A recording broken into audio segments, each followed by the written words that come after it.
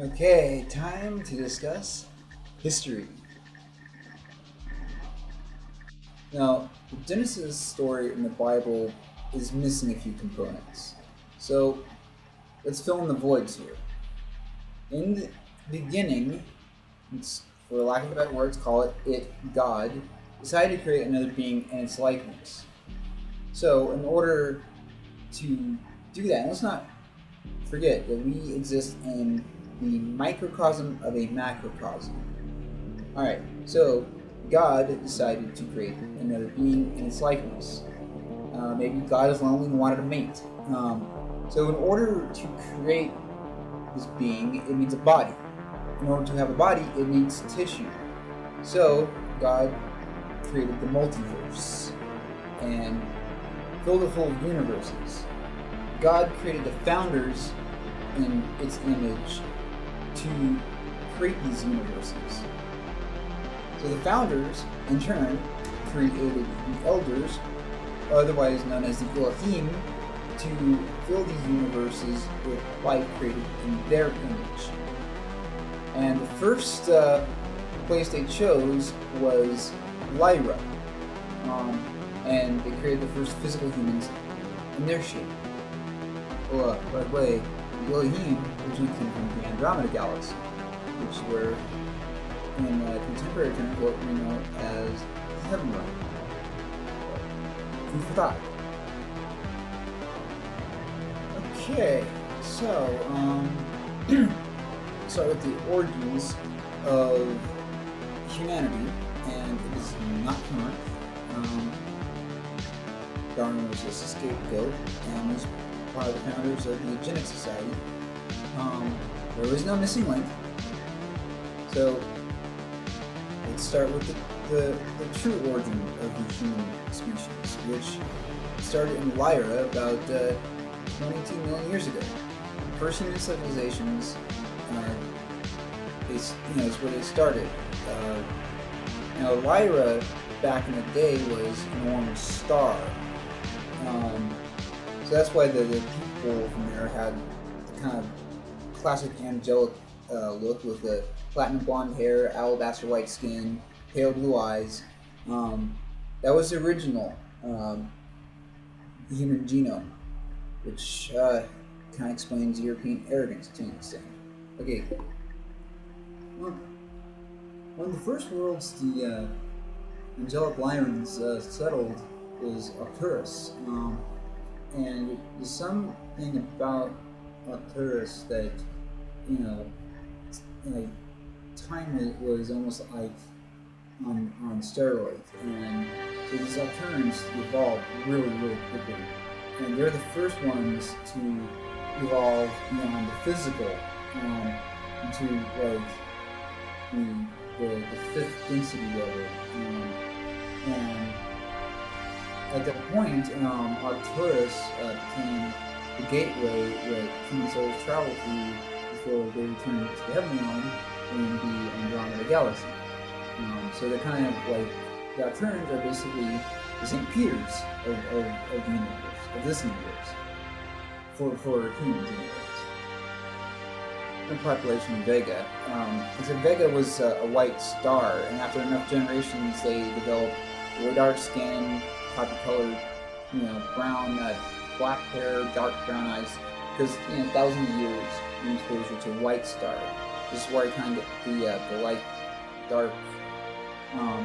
Anyways, they started settlements on Altair, Centauri, Sirius, Orion, and some of them settled on Earth, kind of as a stopping point. And when exploring this area, what it was now like the Ring Nebula, unfortunately they came across Dracos that claimed the territories for themselves, which started the First Galactic War, and it still goes on to this day. Now, what not too much is known about how the Dracos came here, but what is known is they basically caused so much havoc in somebody else's universe that some incredibly powerful being, maybe a founder, decided to boot it out and saying, quit causing so much havoc in our galaxy. Here, take this one. And so the Dracos kind of took that literally, saying, hey, this galaxy is ours. Well, that happened like a couple billion years ago. So they were like the first, spacefaring life in this galaxy. And they really didn't approve of these, what they considered the interlocation, what they considered theirs. And they realized it wasn't theirs, it wasn't part of their design, and they were scheming movement for us, not them. Well, like any malevolent reptiles, they saw these, Lyran Vegan colonize it, and they go, ooh. And his started a nasty war. And in true draconian form, what the Vegans believe, what the Lyrans put him up to it, which started the first human war between Vegans and the Lyrans. Well, the Dracos managed to manipulate these early humans, and keep in mind, before they encountered these things, our forefathers had no concept of deception. Highly evolved telepathic beings,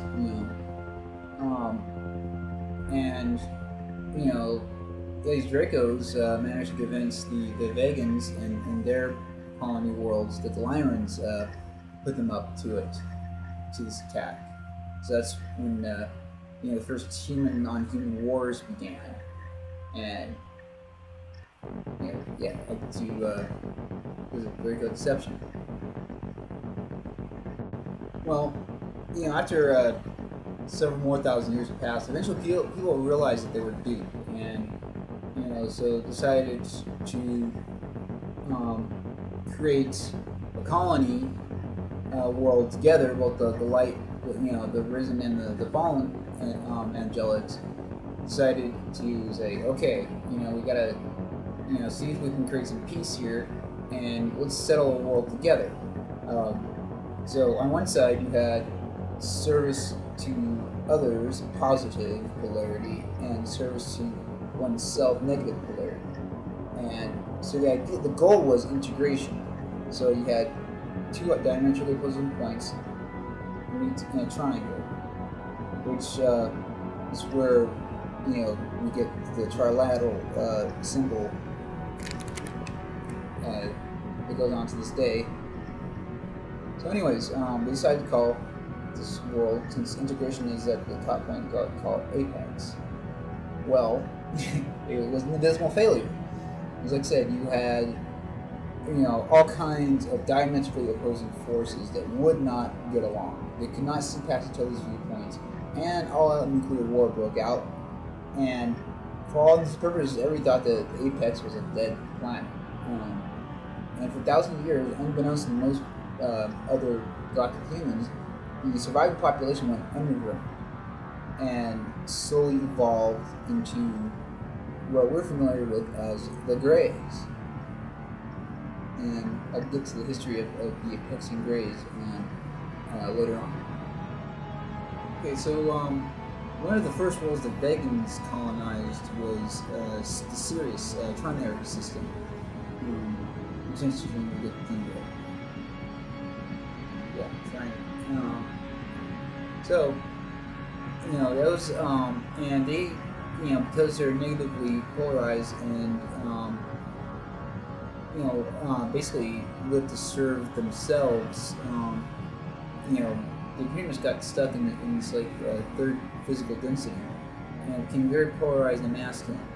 And philosophy is one of domination, which became more and more difficult to maintain in the fourth density. So they end up becoming really solid, losing a lot of their telepathy.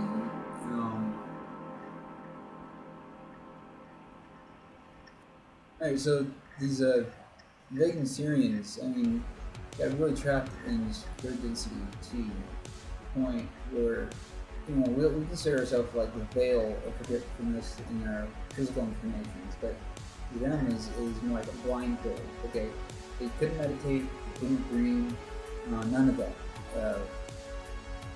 And there was no possible pursuit of when to create activities, and also to maintain the structure of dominance.